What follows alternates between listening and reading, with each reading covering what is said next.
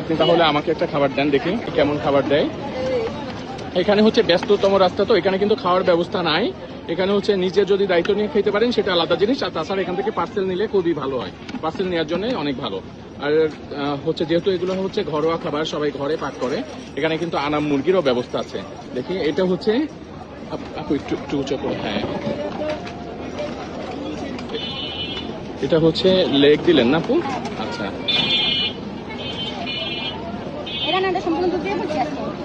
হ্যাঁ আচ্ছা, এটার জন্য শাহী, আচ্ছা রোস্ট হয়েছে। এত কঠিন রোদের ভিতরে যে রোদ, আর এই রোদের মধ্যে হচ্ছে এখানে আপুরা যে দাঁড়িয়ে এই খাবার সেল করছে, সেটা কিন্তু অসম্ভবকে সম্ভব করার মধ্যে একটা কাজ করতেছে, দেখতে পাচ্ছেন। আচ্ছা, আর এই প্যাকেজটা হচ্ছে কত আছে দাম আপু? এটা 100 টাকা আছে এই প্যাকেজটার দাম। আচ্ছা, এই যে দেখেন কোয়ান্টিটি যা দিয়েছে, একজন খুব ভালোভাবে খেতে পারবে। ঠিক আছে আপু, দেন, ধন্যবাদ।